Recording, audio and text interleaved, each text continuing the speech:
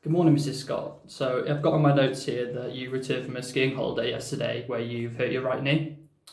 It says here that you got your right ski caught as you were going downhill and you twisted your foot and your leg out as your knee caved in at the same time and then you fell over. You heard a loud popping noise which you found very concerning, and then there was instant pain and swelling, and most of that was on the inside of the knee. Is that correct? Yes.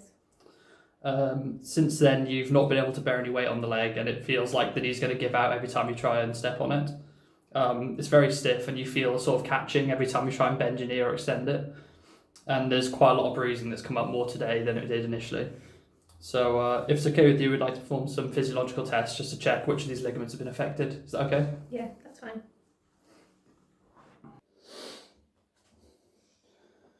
Okay, so the first test we're going to do is the Lachman test. This is just to test your ACL, which runs through the middle of your knee.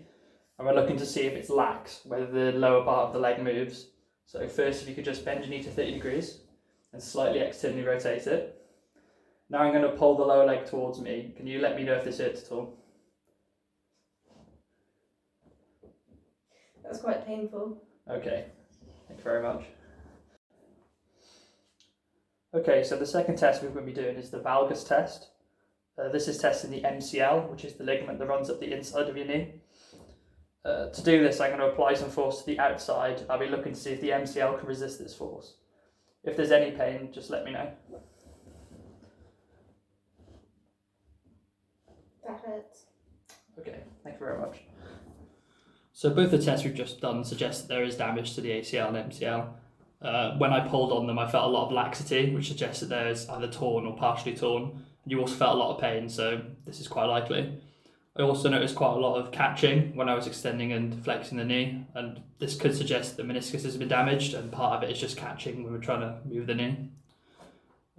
This is quite common. This is known as the unhappy triad, and it occurs when the knee is just slightly bent like you were when you were skiing, and then you catch your foot, and we see a bit of a twist, and then the knee caves in.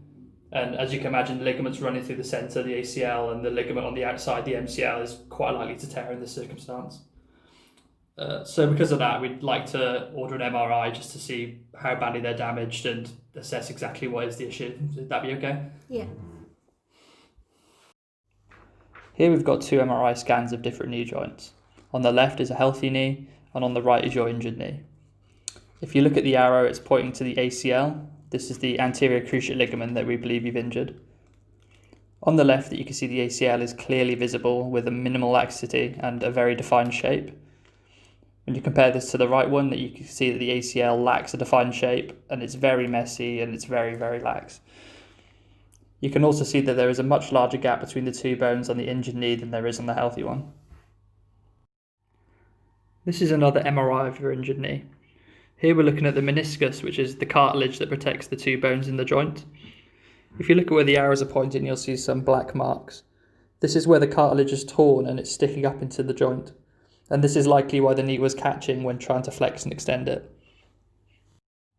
These final two MRIs are taken from the front of the knee. On the left is an example of a healthy knee, and on the right is your injured knee.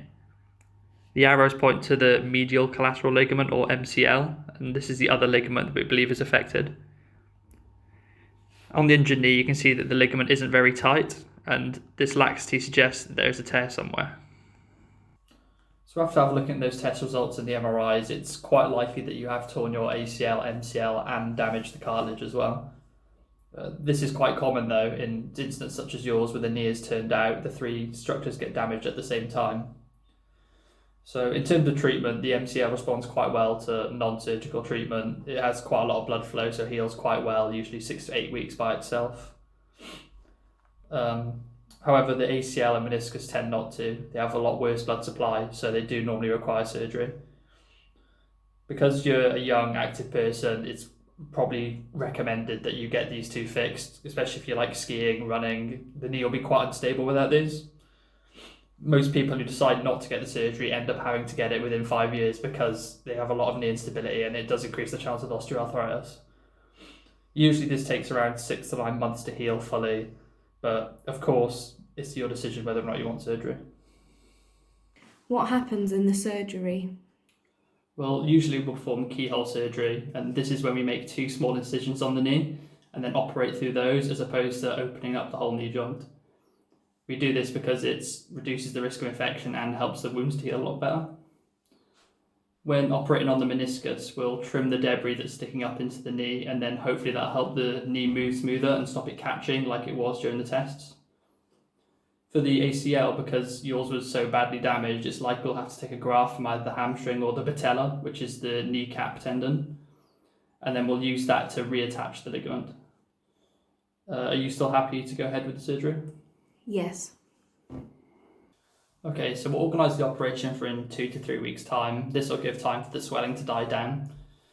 You'll organise an appointment with your surgeon beforehand just to discuss some details of the operation. Until then, though, we'll recommend just applying some rice therapy. This is where you rest the joint, ice the joint 2 to 3 times a day, compress the joint with a sleeve that me or a pharmacist can provide you with, and elevate the joint on pillows and things like that as much as possible. If the joint does flare up and it gets quite painful, I'd recommend taking some ibuprofen, and that'll help with the pain and the swelling. If you have any questions in the meantime between now and your operation, please feel free to book an appointment and come in, and we're more than happy to help. Is everything okay then? Yeah, that's fine. Brilliant.